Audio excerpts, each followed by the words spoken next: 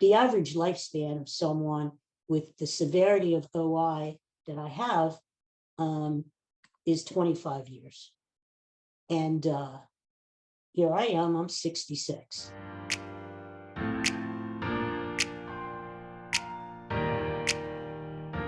Hey everyone, we have Jillian and Greg here. So for anyone that's new, Greg, let's hear about you. Who are you and why should they stay tuned for this lovely discussion today? I think you have to stay with us because we always have a lot of fun when we talk, and we haven't talked for about a year. Do you realize that? Yeah, it's been way too long. It's been way too long. Yeah. So everybody out there, stay and watch because you're going to have fun. Maybe you'll learn something. I don't know. I think we're going to learn something too. Yeah, So, we anyway, always do. And we actually, always so do. tell them a little bit about who you are. Well, first of all, I'm a retired social worker. I've worked in social services for over 30 years and mostly in nursing homes. That was my niche in life. That was my niche. But probably the main thing about me is I have osteogenesis imperfecta, brittle bones. Had it since I was a kid, like 2.5 years old. It manifested itself. And when I was a kid, I just broke like a lot of bones. I don't even know how many. I don't know, maybe hundreds, maybe, who knows? But mostly in my legs. And there was a time when the doctors thought I wasn't going to live very long. So, but I did. Then I told my parents if I would survive till I was 16 or so, there'd be a chance, you know. The average lifespan of someone with the severity of OI that I have is 25 years. And here I am, I'm 66. Amazing. So, yeah, so it's double the lifespan. And who knows why, right? I mean, but I'm still here and I'm still kicking. So anyway, I don't break as often as I used to when I was a kid. I mean, when I was a kid, it would be in the cast, get out of the cast in 6 to 8 weeks, break again, get in the cast. It was like nonstop, you know, for since, you know, I was 2.5 years old when I broke my leg the first time. And so it was the nonstop thing until I was like 18 or so. Then it started leveling off a little bit, you know, where I would break every once in a while, but not the constant like sneezing, coughing, turning over in my sleep would cause a fracture. So luckily, you know, I reached the point where I wasn't breaking as much as I used to. So, and now that I'm older, it's like just stress fractures, mostly ribs, back. And I have I think a stress fracture in my wrist right now that I did just from pushing a little bit too much there. But, you know, it's something that I've kind of gotten used to over the years, you know, I mean, it is what it is. Number one, I'm really blessed that I'm still here. And so, I do think your attitude you have, of course, we can show them what you have here, oh, which yes.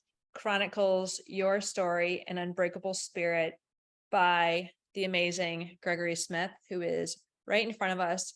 This is how Greg and I met, and he shares Yeah. his story with a lot of detail, and it captures the challenges, of course, with living with osteogenesis imperfecta. And we hear about it, we read about it, but of course, until we actually hear your story and what you've overcome, I think your optimism and the thing that you share here is your hope. And now, of course, you have a podcast, a YouTube channel under the same name. Can you share a little bit about your YouTube channel? Yeah, thanks, Julian. It's called Unbreakable Spirits with an S. And just started it up a few months ago. And my mission is I really want to, I wrote the book so other people would understand a little bit about osteogenesis imperfecta. Also to spotlight all the people in my life who touched my life, like my parents and all the doctors and nurses and therapists and my family and friends and all the people who just helped me along the way, because there's no way I would still be here without them. And I wanted to put something down on record too. They tell me that I am the oldest guy that they can find with OI. The severity of my OI. I've asked my doctor many times, you mean there's not anyone else around? No, I think I'm probably here for a reason, Yeah. I think I'm here for a reason. And maybe it is share some hope and some inspiration with other people. And that's one of the reasons why I started the podcast, Unbreakable Spirits, because whether it be me sharing the 10 minutes out of a day with others, we live in such chaotic times these days. We all need hope, and we all need a little inspiration in life. We need something to keep going. I'm here for a reason. Why not help people share a little hope? And maybe if they hear my story, maybe it'll give them a little hope to keep on going and not to give up. So, and the other reason I wanted to do the podcast was to interview other people with inspiring stories, people with much more inspiring stories than mine. And in that way, maybe we could share the inspiration and share the hope too. And it's like a pay it forward thing. The next person could share their story, and hopefully we would spread the message there, not to give up. Yes. And for the people who hear you and say, you know what, I have an inspiring story, how can people who are interested in being a guest on your podcast get in touch with you? Well, a couple ways. I mean, they can always drop me an email. My email is gapsmith, SMITH1 @verizon.net. They could always find me on Twitter. My name there is Wheelin' Greg. It's probably the best way. It's going to help me too. It's going to help a lot of people out there, Yeah, definitely. Definitely. And so for people who haven't met me yet, as you said, my name is Dr. Jillian Rickert. I'm an oral medicine physician by training. I'm also a research fellow in radiation oncology and a life and leadership coach. And I have a very similar mission to Greg, to help people live a life true to themselves and really lean into what they want from life. Greg knows it very intimately that life is fragile. He's dealt with the fragile bones. He's dealt with the aspects of the physical body and really conquered everything that life has to offer. And your perspective can really help people, because there's often the cliche saying that, we all die, but not all of us live. And it's really important that we all take a step back from what society is putting us through with the chaos and the distractions and ground ourselves. Because with my experience with a severe illness that left me wondering, what did I do with my life?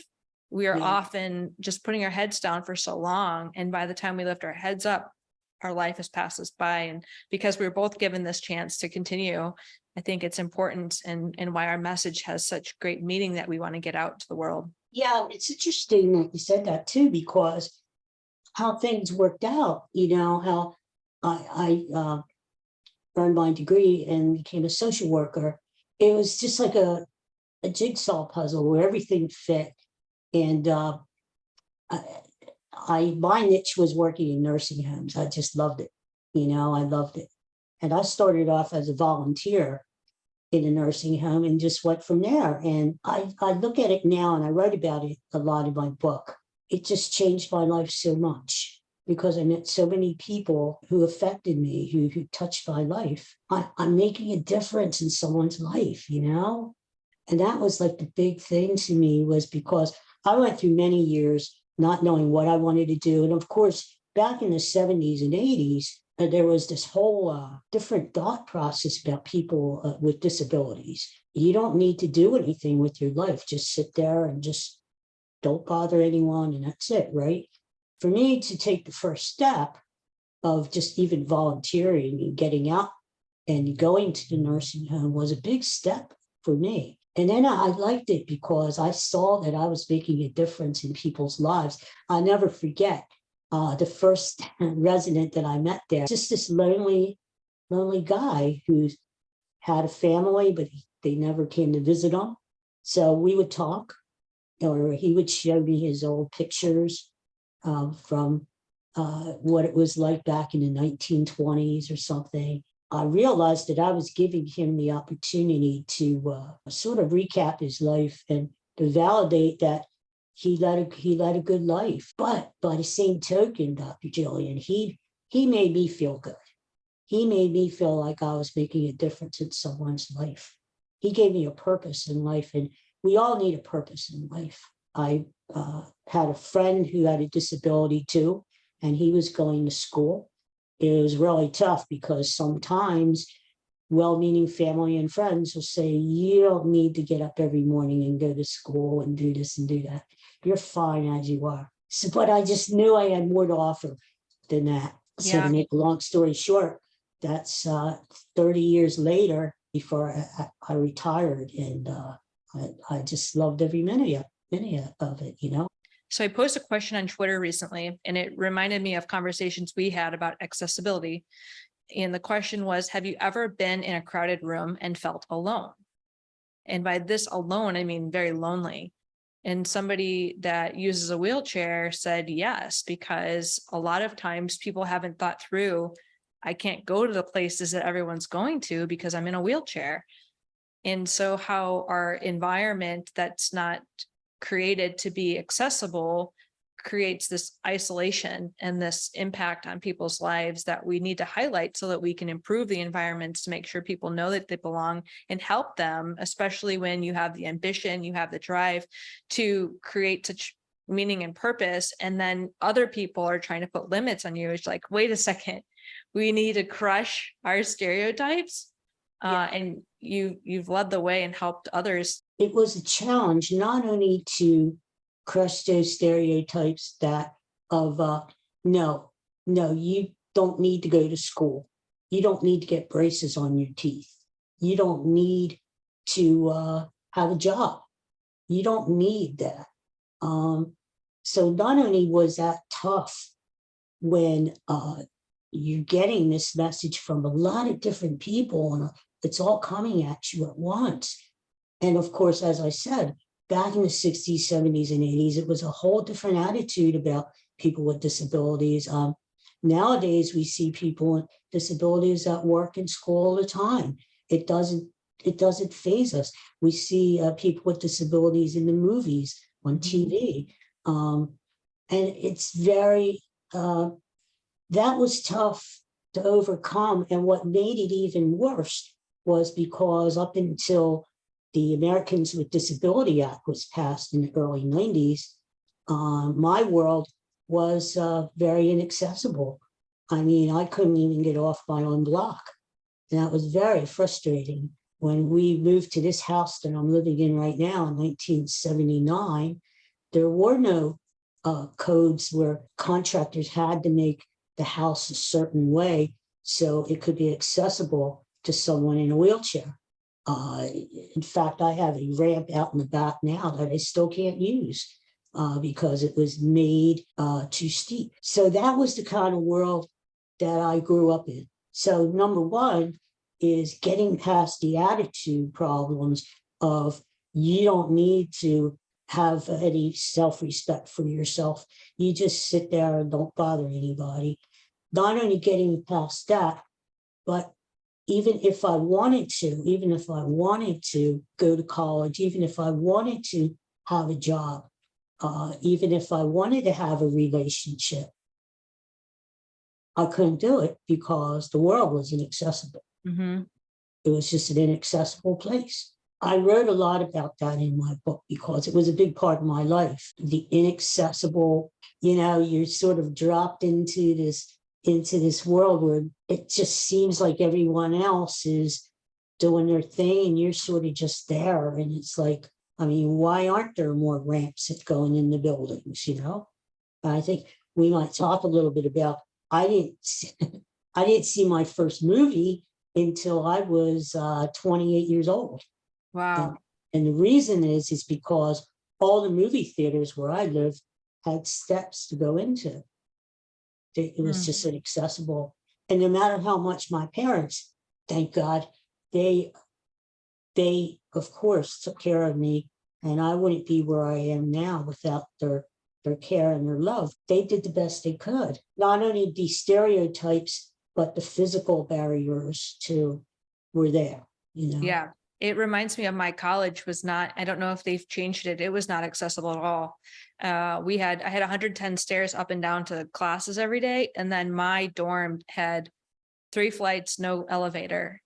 And there was another dorm that had an elevator. I think they were starting to be more accessible, but the actual campus itself from where I was not. I mean, there was like a ramp through, you'd have to go really far out of your way in order to use the ramp to go to classes. So I'm hoping, I haven't visited since I left there to know if there's been changes, but yeah. And sometimes with the celebrities that are coming out and sharing their medical diagnoses, celebrities are real people, but I do appreciate when they use their platform in order to help educate people. And I know, of course, you met Michael J. Fox, much an advocate in sharing his journey. Can you share, how did that happen? And what was that experience for you?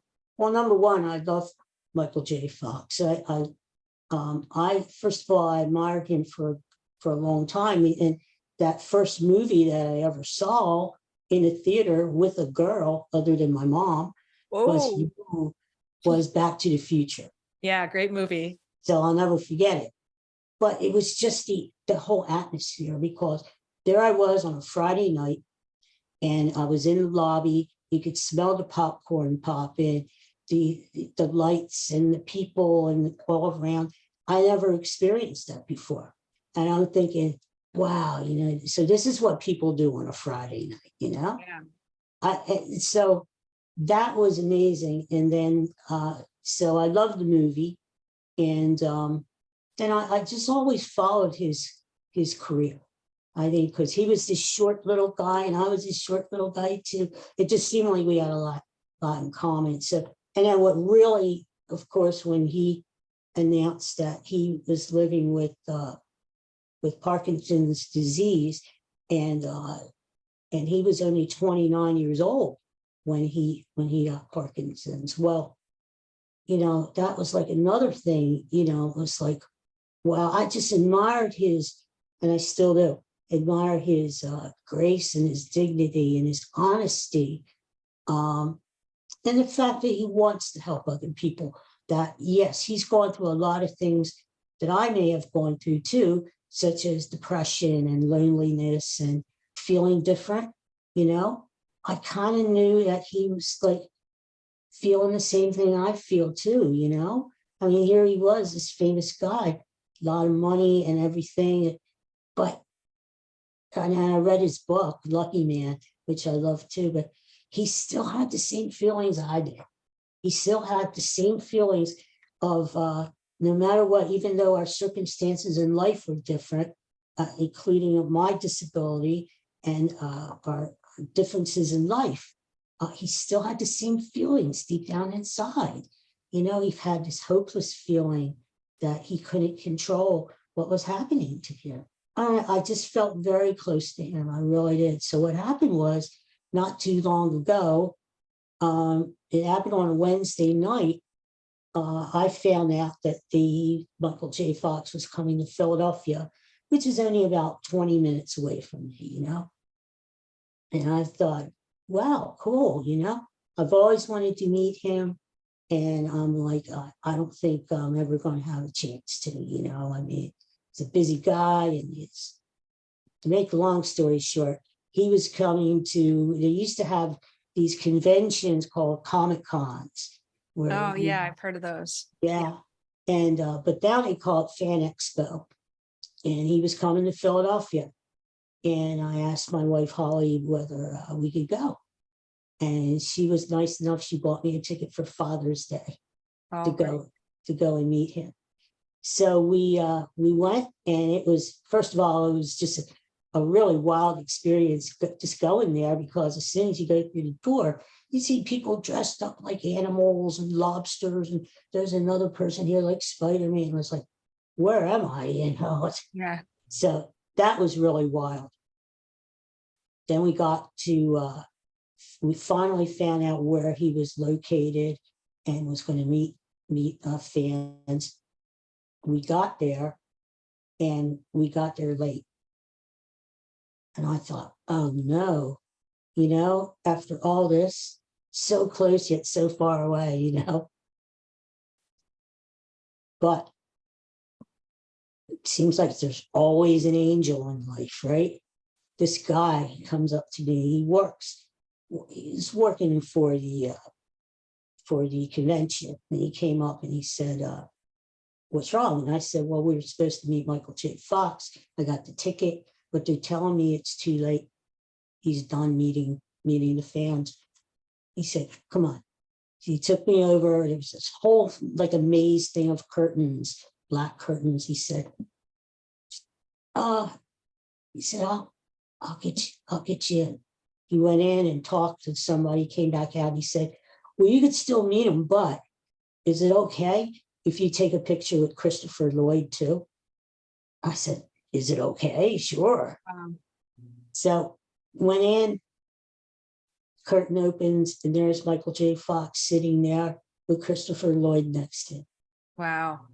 And went up to him. Everything happened so fast, though. You don't really have too much of a chance to say anything. But I went up to him and sat next to him and said, hey, Mike, how you doing? My name is Greg. And he just looked at me and he said, hi, Greg. They take the picture. That's it. Well, I wanted to give him a copy of my book, because what's happening now is he admits that the Parkinson's is getting harder and harder. And what's happening to Mike now is he's falling more and more. And he's breaking bones, just like I am. So I thought, you know what?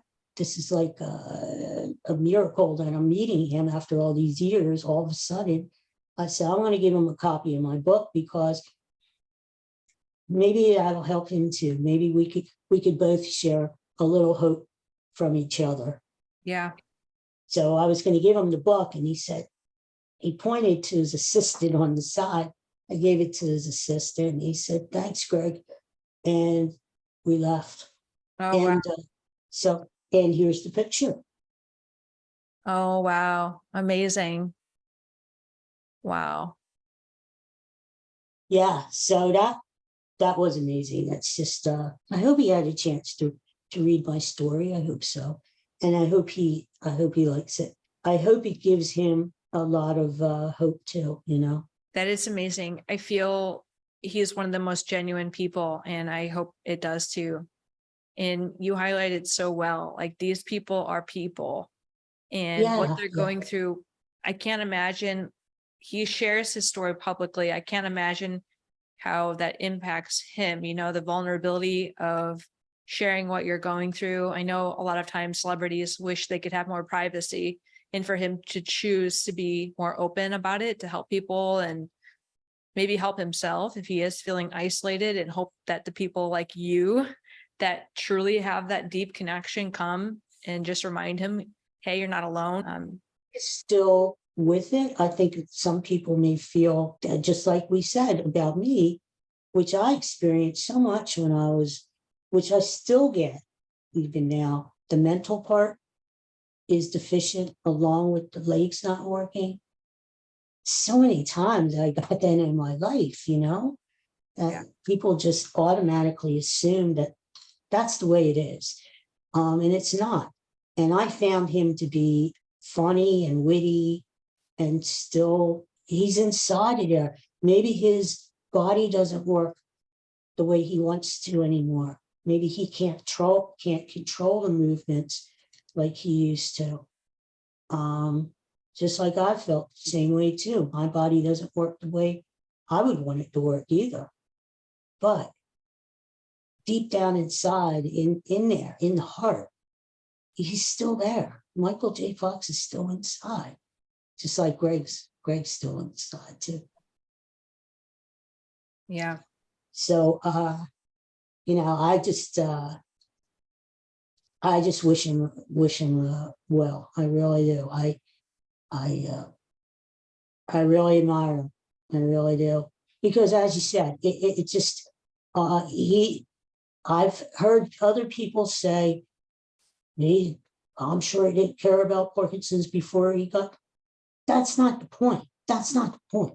the point is that he is helping people. He's done so much research, so much in fundraising to help the next generation, to help people who have, not only who have Parkinson's now, but may come after him who has Parkinson's. And I Yeah. know what that feels. And that's, a lot of people have told me, why did you write your book? Why did you write your book? And that, it's true. I wanted to let the world know how great my mom was, how great my dad was, how great all the people who touched my life were. But I also want people who may have OI, people who have different disabilities, who get around in wheelchairs, people who just face life every day. Just getting out of bed every day is a struggle. I want them to know that there is hope, and there are people around who understand what they're going through.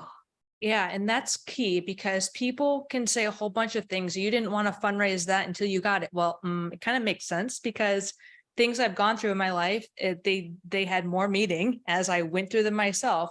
When I was young, my nickname was Silly Jilly, and I had a friend that developed depression in middle school, and I was like, wow, I can't fathom what that would be like. And then I went through severe depression with suicidal thoughts. Well, now I have more capacity to sit with people that are experiencing the same thing that I didn't have before.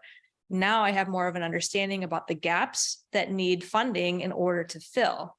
So it's interesting. I think sometimes people project that criticism as part of their own internal pain.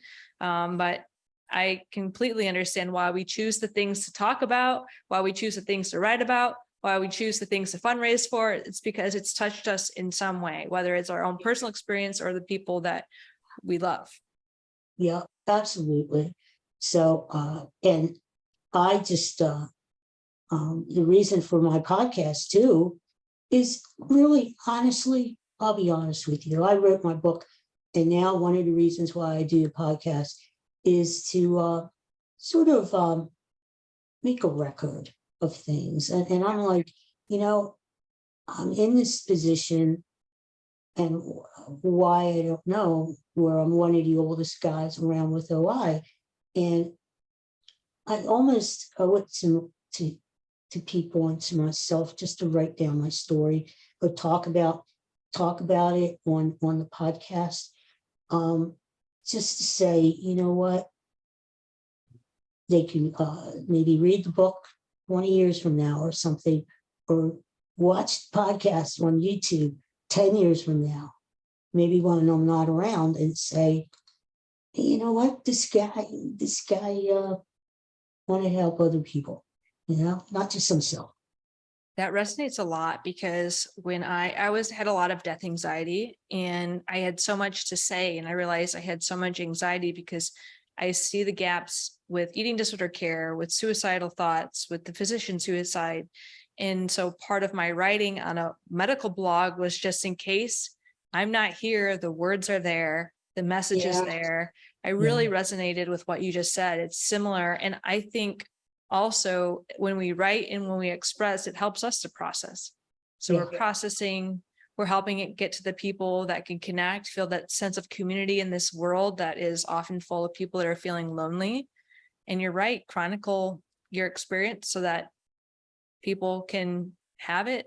So when we're gone, they still have the messages, and there's a whole pay it forward, right? It's like, Yeah, it keeps and on. it's very interesting, because I feel a lot of the same feelings as the first resident that I helped, the card player, was because I felt like it helped him validate his life, that he did good.